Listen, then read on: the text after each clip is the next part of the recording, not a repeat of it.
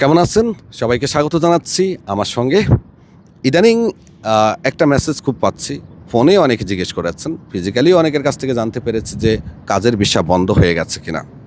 এই যে কাজের ভিসা বন্ধ হয়ে গেছে কিনা এই প্রশ্নটি শুরু হয়েছিল ১লা ফেব্রুয়ারি থেকে, যখন সৌদি সরকার ১ বছরের মাল্টিপল ভিজিট ভিসা বন্ধ করে ১ মাসের দেওয়া শুরু করেছিল তখন থেকে।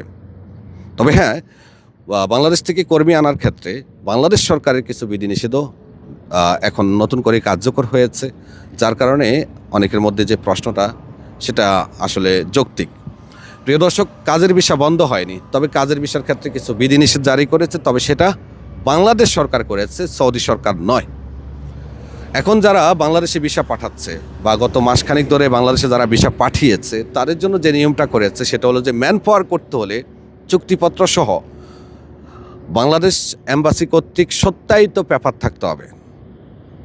বাংলাদেশ এম্বাসি কর্তৃক অর্থাৎ রিয়াদে অবস্থিত বাংলাদেশ এম্বাসি কর্তৃক একটা সত্যায়িত পেপার থাকতে হবে। কোম্পানির যে সুযোগ সুবিধাগুলো আছে, কর্মীর স্যালারি, কর্মীর সব কিছু এক কথায় অ্যাটাচড করে একটা পেপার তৈরি করতে হয় বেশ কিছু শর্ত সাপেক্ষে। সেগুলো এম্বাসি কর্তৃক সত্যায়িত করা হয়, তারপরে ফিজিক্যাল পেপার সহ সরাসরি সেই পেপারটা বাংলাদেশে পাঠালেই ম্যান পাওয়ার হচ্ছে।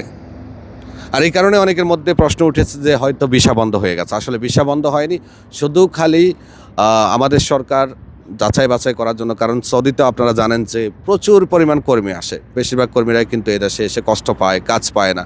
এই অস্থিরতাটা বন্ধ করার জন্যই বাংলাদেশ সরকার কর্তৃক ম্যান পাওয়ার সিস্টেমটাতে পরিবর্তন এনেছে। ম্যান পাওয়ার করার আগে কোম্পানির কাগজপত্র সাবমিট করতে হবে, এরপরে যে আপনার স্যালারি এগ্রিমেন্ট সহ অন্যান্য যে সুযোগ সুবিধা আছে সেগুলো সাবমিট করতে হবে, এবং এগুলো সাবমিট করার আগে বাংলাদেশ এম্বাসি থেকে সত্যায়িত করে নিতে হবে। এই হলো মূল সমস্যা, কোনো ভিসা বন্ধ হয়নি। আশা করি হয়তো কিছুদিনের মধ্যে এটারও সমস্যা সমাধান হয়ে যাবে। ভালো থাকবেন, আল্লাহ হাফেজ।